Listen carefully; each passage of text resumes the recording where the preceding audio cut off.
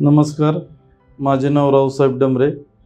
माझा भाचा संकेत सूर्यवंशी जंप मारल्यामुळं त्याचा स्टमकचा प्रॉब्लेम झाला होता. इथं विश्वराज हॉस्पिटलला आल्यानंतर अनिकेत जरेकर सर भेटले आणि त्यांनी त्याचं इन्व्हेस्टिगेशन केल्यानंतर स्टमक गँग्रीन आणि जो छातीचा पडदा आहे तो फाटून स्टमक ते आतमध्ये छातीमध्ये घुसलेलं होतं. खूप सिरियस असं पेशंटची कंडिशन होती.